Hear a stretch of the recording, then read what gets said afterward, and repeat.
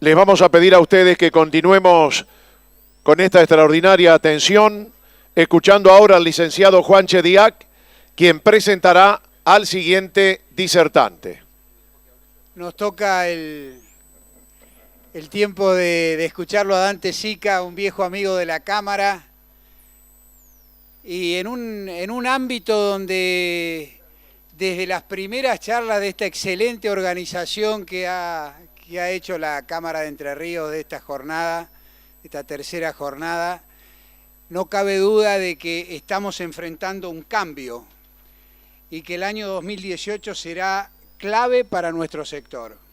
El año próximo se reafirma el camino que emprendió el gobierno para revertir la escasa inversión en infraestructura histórica de nuestro país, y en ese rumbo será el sector privado, como dijo Adelmo, un gran protagonista.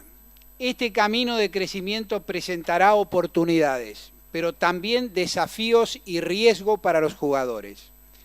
Para el gobierno, el desafío es dinamizar la construcción con iniciativas alineadas a los objetivos de reducción del déficit y la reforma fiscal. El presupuesto de 2018 que se acaba de presentar en el Congreso refleja que la inversión pública será una prioridad, pero para alcanzar los objetivos habrá que recurrir a nuevos instrumentos de financiamiento. Otra de las novedades que más expectativa genera es el esquema de asociación pública-privada del cual hoy habló Julio Crivelli, que hasta ahora había sido desaprovechado por Argentina. Esta nueva apuesta implicará una mayor apertura a las empresas internacionales. ¿Cuál será su participación? Las constructoras extranjeras podrían obtener ventajas en obras en las que no haya expertise local o que requieran financiamiento por elevados montos. En este contexto, lo más importante que intentaremos responder hoy es ¿cuáles serán los desafíos de las empresas en el nuevo escenario? La envergadura de los proyectos, la creciente competencia de las firmas extranjeras y el financiamiento son hoy las principales causas de preocupación en nuestra actividad y de nosotros mismos. A todos estos temas se referirá hoy Dante Sica. Dante es director y socio fundador de ABCEB. Es licenciado en Economía, experto en estrategias de desarrollo, política industrial y negociaciones internacionales. Es miembro del Consejo de Producción del Ministerio de Producción de la Nación y del Consejo Argentino para las Relaciones Internacionales. Ocupó el cargo de secretario de Industria, Comercio y Minería de la Nación. Cuenta además con una amplia trayectoria vinculada a la función pública en organismos nacionales e internacionales dedicados a la definición de políticas económicas. Destaco en él su capacidad de transmitir en un idioma coloquial y simple conocimientos de la economía que elabora con dedicación y experiencia, obtenidos en su larga carrera como analista. Agradezco a la Cámara, a la delegación de la Cámara de la Construcción de Entre Ríos, la invitación nuevamente. Veo que no tienen memoria, ¿no? Porque me vuelven a invitar, así nuevamente de estar acá. Y bueno, a la Cámara de la Construcción también por tantos años de trabajo en conjunto y la confianza de todos estos años. Bueno, un poco la idea de la presentación, escuché todas las presentaciones anteriores, el golpe de ánimo que nos dio Adelmo y nos tiró para adelante, pero un poco, es un resumen, voy a tratar de hacer un resumen y creo que en eso la presentación lo contempla, un resumen de todo lo que han escuchado, pero tratar de ponerlo en contexto para un poco dimensionar los desafíos no solo que tiene la economía argentina en el futuro, sino los desafíos que va a tener el sector, que se tiene que amoldar, me parece, de alguna manera a nuevas reglas de juego que van a condicionar y marcar, digamos, por lo menos los próximos 10 a 15 años desde el punto de vista de la evolución. Así que un poco la idea es tratar de mirar eso, ver cómo veníamos, cuáles son los temas que tenemos que mirar y un poco los desafíos que va a tener el sector a futuro. Bueno, esto es un poco, si uno mira la configuración, tratando de mirar en términos de las situaciones y la perspectiva, cómo estaba la economía cómo venía la economía, tanto el pasado, digamos el presente y hacia dónde podemos avanzar. Claramente Argentina viene de un proceso de muchos años de fuerte inestabilidad macro. Digo, no esa inestabilidad macro, me voy a poner los anteojos para ver de acá, que de alguna manera generó fuertísimas y recurrentes crisis fiscales, bancarias, financieras que arrastraban toda la institucionalidad y un fuerte deterioro social. Digo, hoy ¿cómo estamos? Digamos, si uno mira, y esto no es solo, quizás en los últimos 12 años se agravó este problema, pero es un problema que venimos arrastrando los últimos 30, 40 años. Digo, si uno mira en lo que estamos hoy, lo que está intentando hacer el gobierno desde el año pasado, es, si quieren, un giro de 180 grados en la política económica, buscando un proceso de estabilización macro que todavía está incompleto, digamos, un proceso que recién comienza en términos de ajustar y ir a unas variables desde el punto de vista del mercado mucho más normales, y empezando a poner en marcha todo un proceso de reformas estructurales que de alguna manera rompan las trabas o las barreras que impedían que hubiésemos tenido un crecimiento mucho más sostenido en los últimos años. ¿Cuál es el gran tema futuro? Claramente, si quieren, a partir del año que viene, por un lado, consolidar la estabilización y motorizar mucho más rápidamente todo este tema de reformas estructurales como para poder avanzar. Ahora, en ese contexto, ¿qué es lo que pasó con la inversión o qué es lo que pasa con la inversión?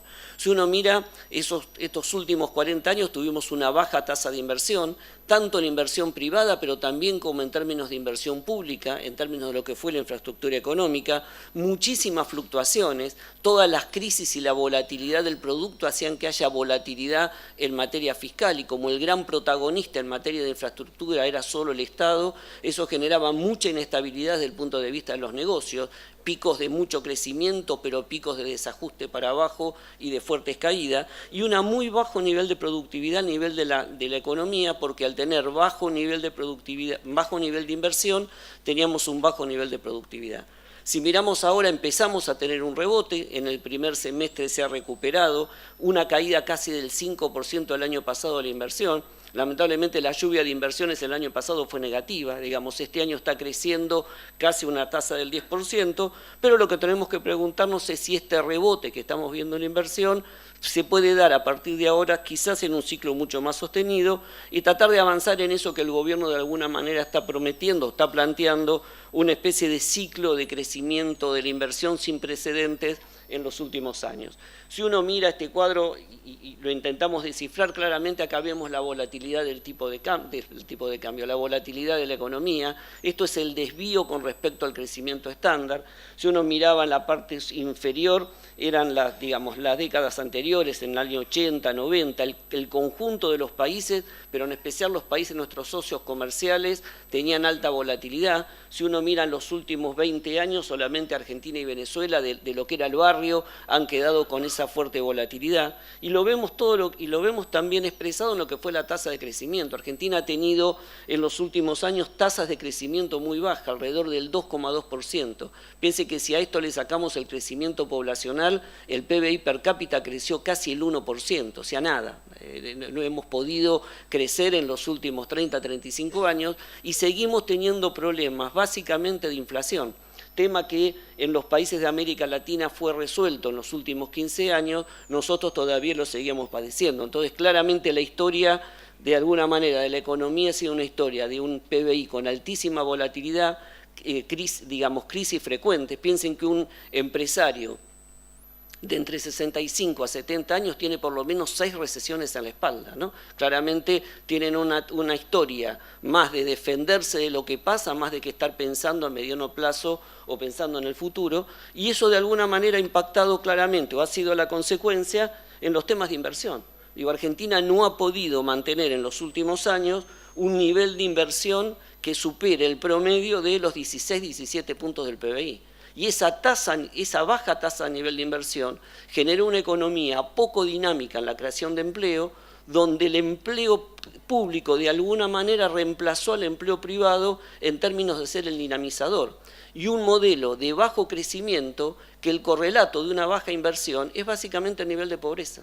Argentina ha generado un modelo cerrado de una economía con poco dinamismo de crecimiento del sector privado, con baja tasa de nivel de inversión y baja tasa de creación de empleo, que ha generado un mercado laboral que de alguna manera quizás tiene bajos niveles de desempleo cuando uno mira en promedio, porque hay desempleo oculto desde el punto de vista estatal, pero la peor contracara no es el desempleo, es haber generado un modelo con 25 a 30% de desempleo informal.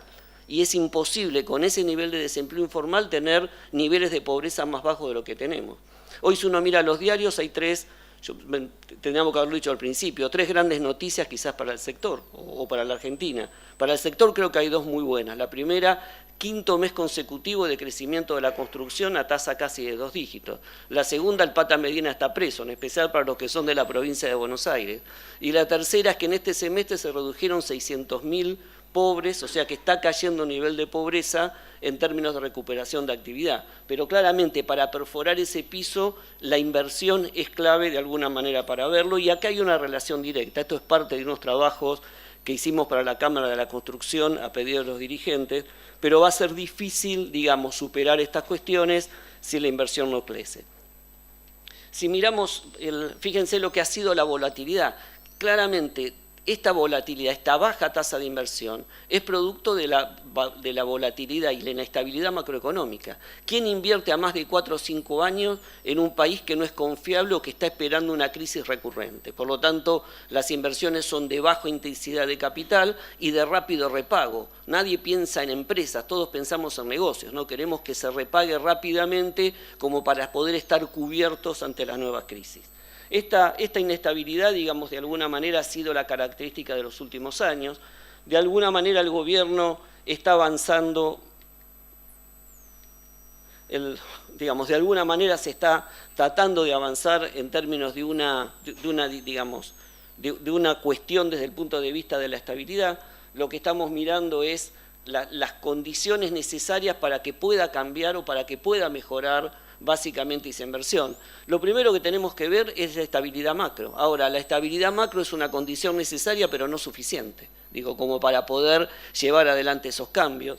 La segunda cuestión es claramente a la estabilidad macro hay que apuntalarla con reformas estructurales. En casi todos los países donde la inversión ha tenido un rol protagónico y ha crecido, las reformas estructurales han sido importantes en materias fiscales, en materias financieras, en la creación de credibilidad en instituciones, en la apertura y en la mayor integración comercial. Y tercero, básicamente, la inversión pública es importante y es claramente complementaria con la inversión privada.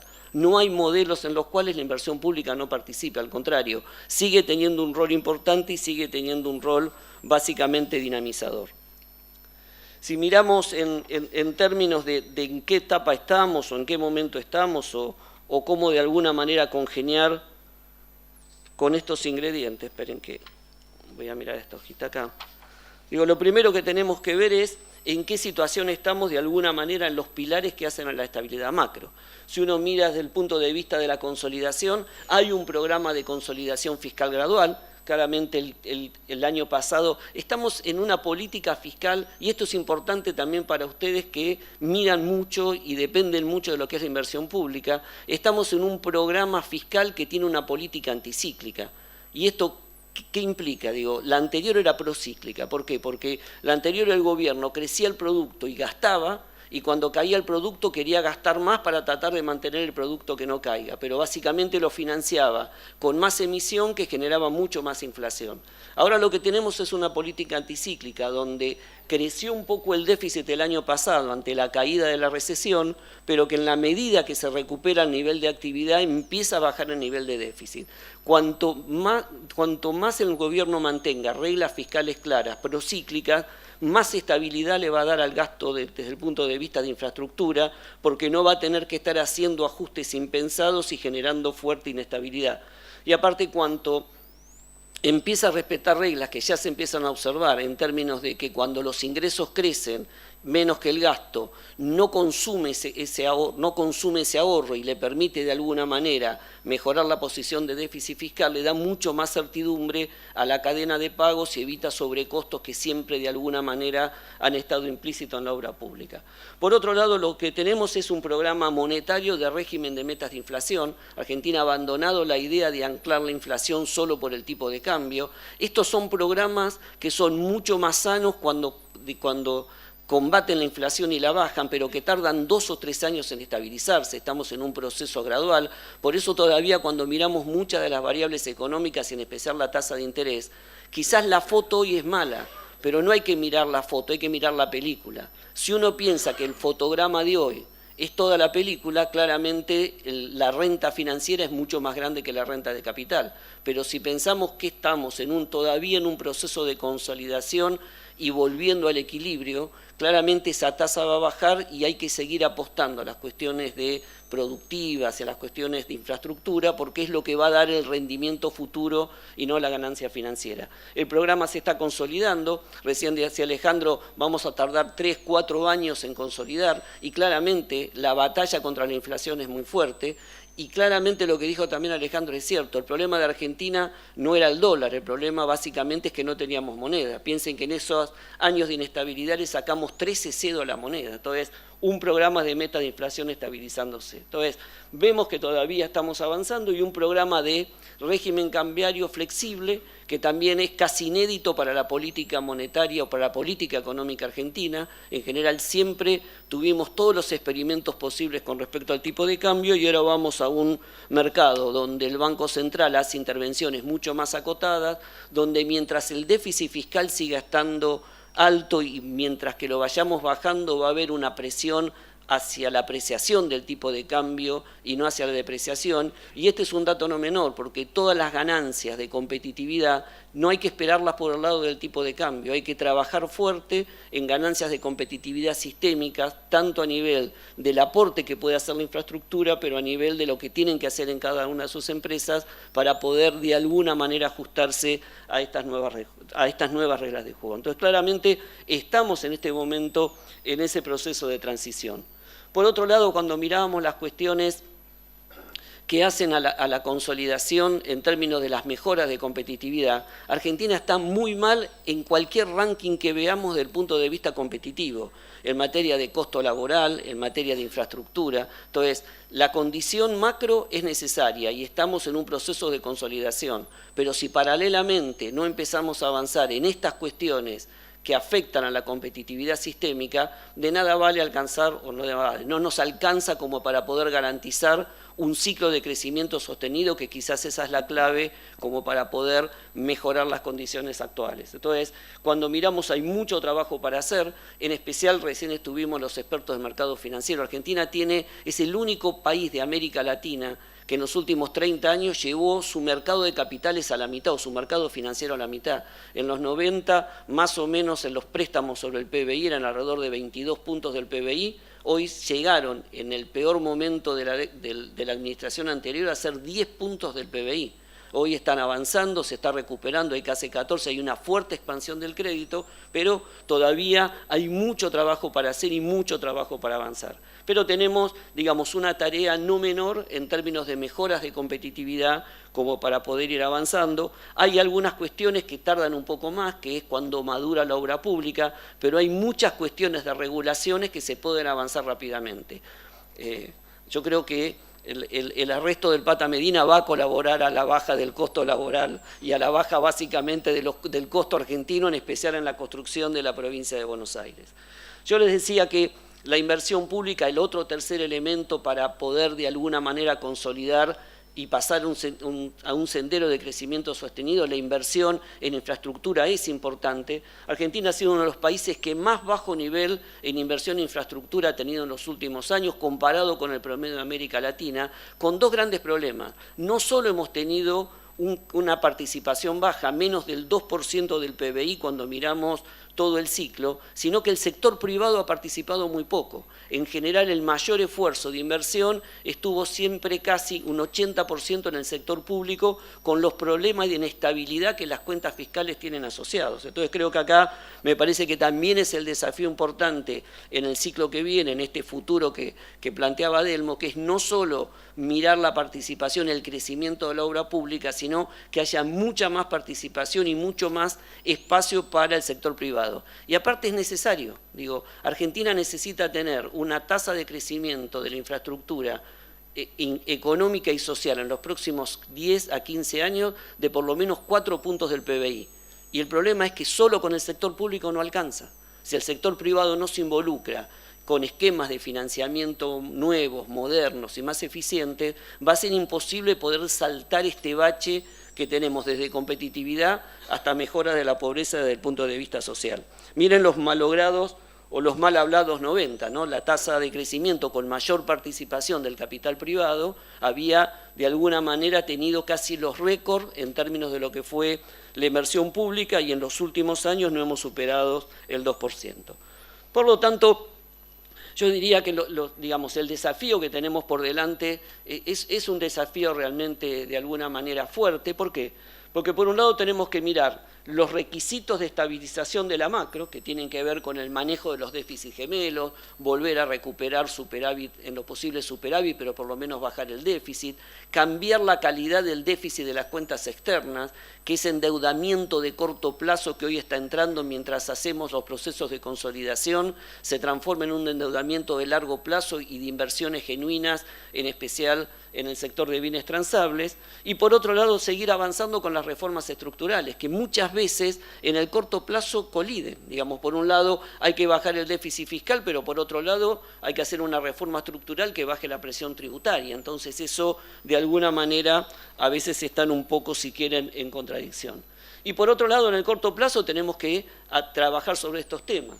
La necesidad de avanzar fuertemente en un programa de infraestructura que de alguna manera vaya contemplando los requerimientos que tenemos, pero por otro lado tenemos que bajar el déficit fiscal y por otro lado tenemos que estar mejorando todas las cuestiones que hacen a la infraestructura de la economía. Entonces digo, ¿cómo resolver estas cuestiones en el corto plazo? Claramente el endeudamiento hoy es una forma transitoria o es el puente que nos permite poder avanzar. Pero no tenemos que pensar, y de alguna manera eso es lo que estamos viendo y lo vamos a ver ahora en los datos del presupuesto, tenemos que empezar en otras formas y en nuevas formas de financiamiento de las infraestructuras que no estén solo dependiendo del financiamiento del sector público, porque insisto, las necesidades son muy grandes y básicamente tenemos que ir en un esquema donde haya una mejora desde el punto de vista del déficit, pero sin abandonar la posibilidad de seguir avanzando en eso.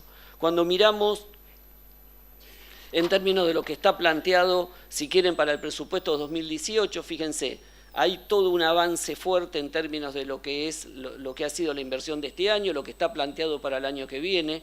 Parte de eso va a ser financiado con, si quieren, fondos presupuestarios, pero gran parte de eso va a tener que venir de financiamiento que venga básicamente del mercado de capitales, del mercado internacional, por lo menos para poder cubrir. Estamos pasando de un gasto, si uno mira el presupuesto, la estrella del presupuesto básicamente es las inversiones en infraestructura, que estamos alcanzando casi un pico de 3,6%, pero de los cuales solo la mitad de eso va a estar financiado por fondos presupuestarios de corto, o sea, lo que surge del presupuesto y de los impuestos. El otro 50% o ese incremento va a estar financiado en gran parte por financiamiento externo en sus distintas vertientes. Y vamos a ver que empiezan acá a mostrarse las distintas formas en las cuales el gobierno va a acceder. Financiamiento internacional, financiamiento de privados, financiamiento a través del programa de participación pública-privada.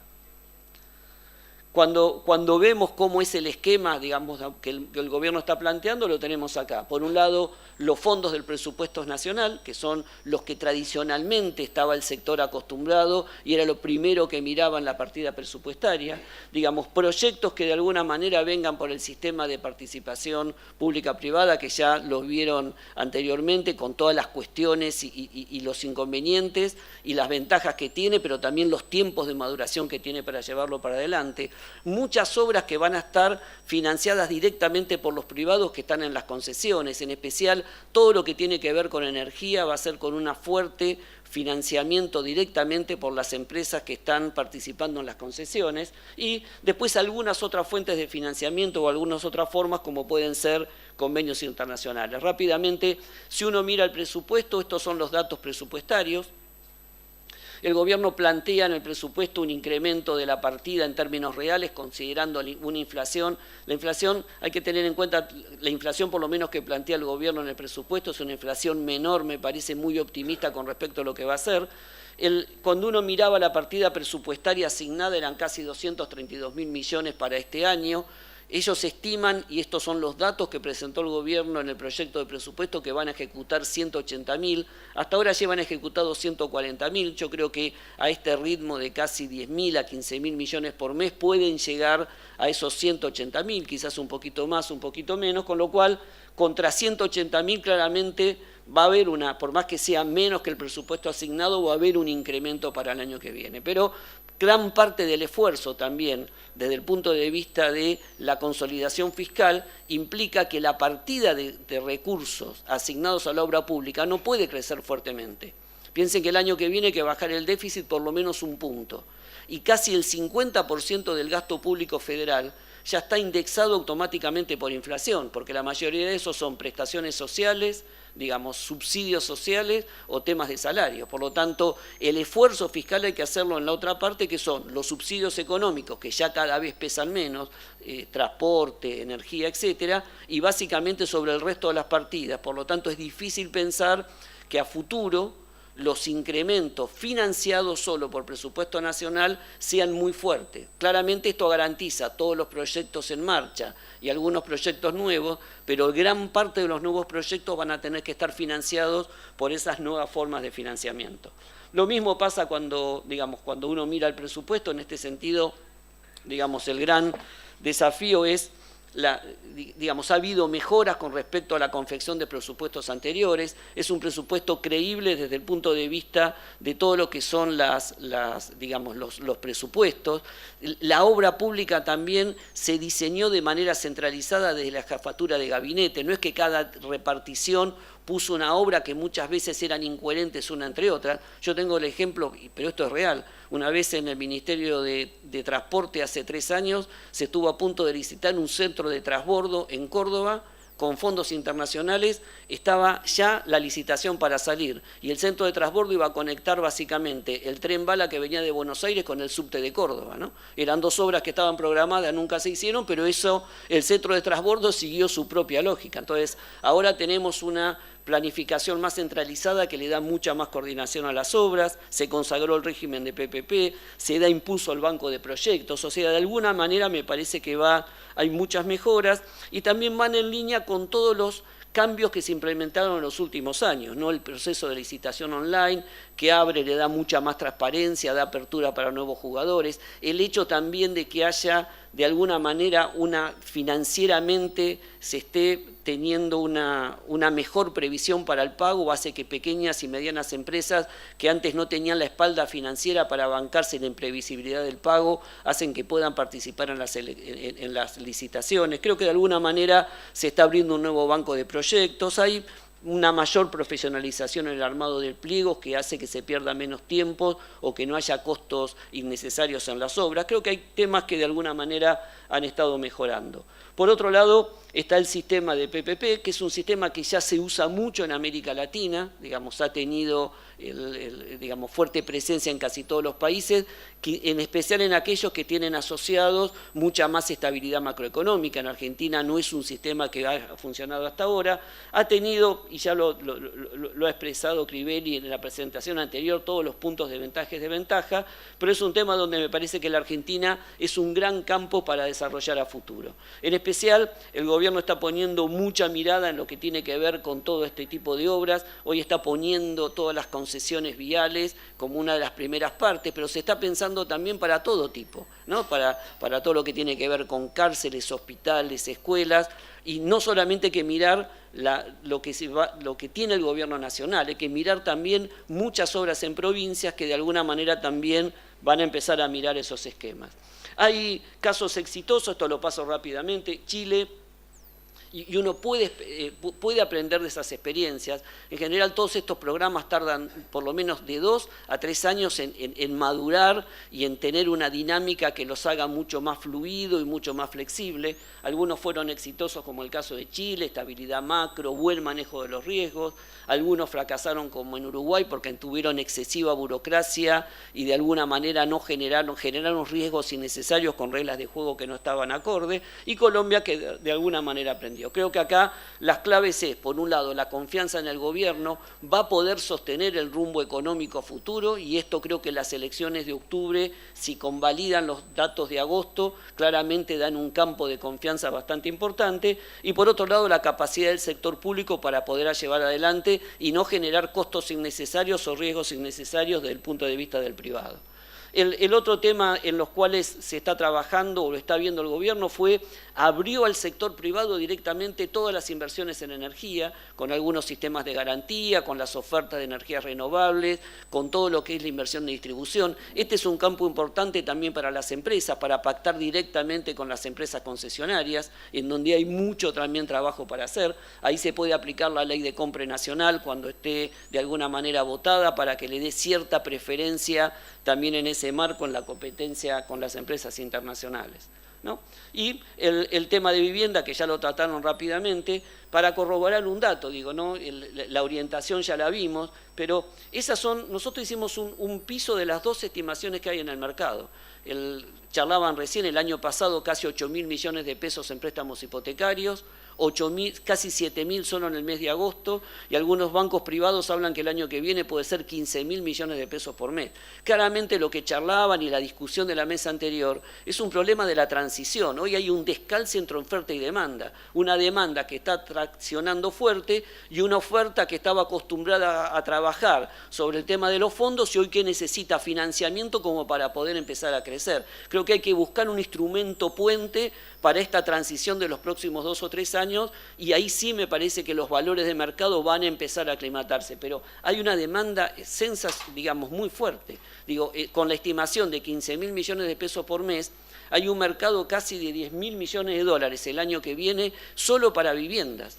Y si bien es cierto que hay cierta competencia desleal con las empresas constructoras, porque a lo mejor muchas de esa construcción chica se hace en forma informal, ¿no? Compran en el corralón sin boleta, viene el maestro mayor de obras con 3 o 4 albañiles y hace la casa, creo que también es un marco para generar nuevas formas de vivienda, mucho más modernas, más industrializadas, y que muchas empresas chicas puedan entrar en procesos de formalización para que no sea una competencia tan desigual. Pero bueno, esto me parece que refuerza lo que habíamos visto en el presupuesto. Por otro lado, hay otros instrumentos. El instrumento que más usó el gobierno anterior, porque era el único que tenía, eran los convenios con otros países, y en especial con China, estos convenios directos, y en donde las empresas casi sin licitación podían participar. Creo que este es un instrumento que hay que tenerlo, pero que allá China dejó de ser el prestamista de última instancia, o el único prestamista. El hecho de que ya se ha abierto el mercado permite que sea uno más dentro de lo que puede ser la competencia por fondos. Yo creo que el gobierno lo va a seguir utilizando porque en muchos casos es de muy rápida aplicación en términos de la contratación con empresas. Tiene sus limitantes, sus condicionamientos, que aquel que financia, de alguna manera financiar a sus propias empresas para que vengan al país. Entonces, esto me parece que ahora el riesgo que tenía de que se quedara con todas las grandes obras solo este financiamiento, cuando solo el único que financiaba era China, está muy acotado, ahora que se ha abierto, digamos, de alguna manera el acceso al financiamiento, pero va a seguir siendo un jugador y está también contemplado en el presupuesto. Como final, digo, y como forma de mirar cuáles son los desafíos, si uno mira y en términos de este nuevo modelo o esta nueva forma, lo que tenemos que mirar es cuál es el espacio que le queda para cada una de las empresas o dónde cada uno puede estar jugando, ¿no? Entonces, si uno mira en este cuadro, digamos, todo lo que tiene que ver con las obras en términos de complejidad, desde las obras que uno puede decir, si quieren, más simples desde el punto de vista de complejidad, algo de vivienda, viales, hasta las obras más complejas que pueden ser túneles, centrales nucleares, etc. Y en términos de monto, uno puede ver el espacio donde pueden jugar cada una. Claramente, en obras de mediana o alta complejidad juegan los jugadores nacionales o los grandes grupos competitivos argentinos. En obras de menor complejidad entran las pequeñas y medianas empresas locales. Entonces digo, hay un marco interesante para jugar. Y claramente la competencia internacional en esta materia y en términos de lo que es el acceso también por esta preocupación a veces que genera estas nuevas formas, estos nuevos instrumentos de financiamiento como los PPP, las empresas extranjeras tienen mucha participación en obras o que aportan tecnología nuevas que quizás no estamos manejando o de mayor complejidad, o que tienen acceso a financiamiento muy fuerte, digo, a lo mejor, y después hay zonas grises, a lo mejor se largan corredores viales de baja complejidad, pero requieren una inversión de 300, 400 millones de dólares que muchas empresas locales, aunque vayan juntas, no tienen la espalda para hacerlo, o a lo mejor los bancos tampoco tienen la espalda como para poder financiarlo. Entonces, claramente vamos a ver el terreno. Hay un terreno muy fuerte para todo lo que es el empresario local, pero también hay un espacio, y un espacio que puede competir por las restricciones de financiamiento con el empresario local, que es para las empresas internacionales. Entonces, si uno mira de alguna manera qué es lo que tenemos que ver. Por un lado, yo creo que hay una gran oportunidad. En especial, ¿para qué? Para hacer asociaciones virtuosas, para temas de transferencia de tecnología, en donde se puede asociar grandes empresas extranjeras que tienen acceso al financiamiento con grandes grupos locales para poder participar en áreas de mayor complejidad, pero también, insisto, hay mucho riesgo en términos de expansión de firmas extranjeras, que por las restricciones del mercado de financiamiento se queden con obras en las cuales lo único que aportan es el financiamiento. Por eso es clave, digamos, el panel anterior y las cuestiones que planteaba Delmo en términos de poder acceder y a tener un mercado con muchos más instrumentos para que pueda de alguna manera estar atenuando esos riesgos. Pero claramente me parece que el mercado y la estructura que le queda a las firmas locales sigue siendo muchísimo más grande. En este contexto me parece que lo que uno tiene que mirar y son las cuestiones o las preocupaciones que hay a la hora de evaluar estas nuevas formas de financiamiento o de acceder a los temas de construcción. Por un lado, claramente, lo primero que hay que ver son lo que denominamos ofertas temerarias, que alguien venga con bajos, digamos, con buen financiamiento y bajo precio, pero que después sea lo haga para entrar y tengamos que ir a procesos de renegociación y nos deja excluido. Entonces ahí tienen que ser muy claras las reglas de juego y las evaluaciones que haga el sector público como para poder llevarlo adelante, en especial la mirada sobre las empresas extranjeras. Por el otro lado, la exposición a crisis externa, tanto la exposición de que ya empieza el financiamiento y se corta por algún tema o algún evento externo, como por crisis externa, que muchos países, ante la incapacidad de poder estar abasteciendo su mercado local, buscan los mercados externos como para poder de alguna manera mantenerse. Eso le pasó a Chile con todo lo que fue la debacle de las empresas españolas. Claramente en Argentina las más interesadas en venir son las empresas europeas, en las cuales ellos tienen una baja tasa de crecimiento de la infraestructura.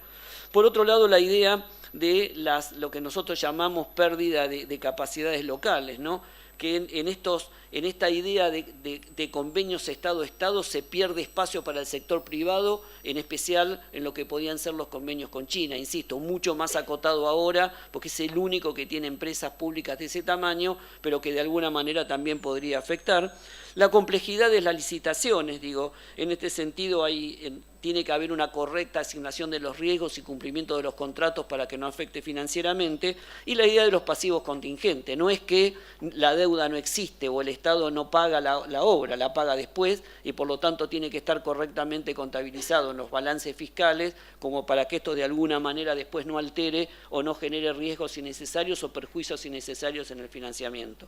Por otro lado, lo que tenemos que ver es cuáles son las oportunidades o los riesgos de las empresas locales. Yo creo que la oportunidad es que se abre un campo fenomenal de aumento de la inversión por los próximos 15 años. Insisto, Argentina necesita duplicar los niveles de inversión desde el punto de vista de PBI en todos los rubros, desde caminos, energía, infraestructura económica, infraestructura social. Y los riesgos que tiene es una mayor penetración, una mayor competencia de firmas extranjeras, y en especial no porque la competencia sea mala, sino por el problema que tenemos, que son las restricciones que todavía enfrentan las empresas locales como para poder competir en igualdad de condiciones, en especial por estructuras de financiamientos o por estructuras de alguna manera patrimoniales. Creo que ahí está la clave o el mayor riesgo que pueden enfrentar. En ese sentido, ¿qué es lo que uno de alguna manera podría plantear o tendríamos que empezar a ver a futuro? por un lado, hay que empezar a mirar los nuevos procesos constructivos, digo, el desarrollo del sector inmobiliario de construcción de viviendas sale de lo que son los cánones tradicionales. Digo, hay que buscar, la nueva demanda busca mayor conectividad, que sean viviendas mucho más eficientes en materia energética, con nuevos materiales, construcción mucho más rápida. La juventud no espera, ¿no? Entonces quiere la casa no en 1 año y medio, la quiere en 6 meses. Entonces creo que la idea de técnicas más industrializadas de construcción, ahí me parece que es un tema. Hay que hacer fuertes procesos de reconversión de las firmas. Digo, es importante profesionalizar las empresas medianas y las empresas familiares como para poder acceder a los mercados de capitales. Digo, eso me parece que es un tema importante.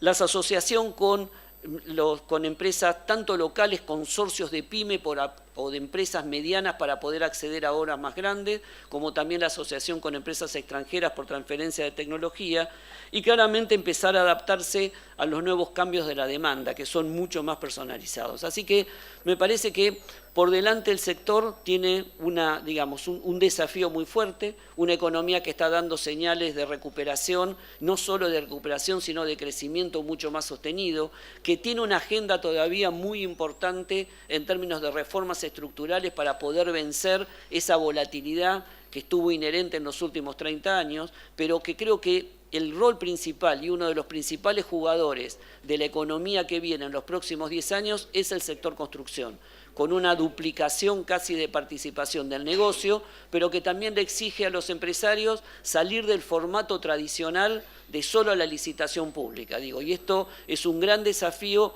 no solo para la sociedad, para el gobierno en materia de las reformas, sino de cada uno de los empresarios para hacer mucho más profesional sus empresas para poder enfrentar un nuevo ciclo. Muchísimas gracias.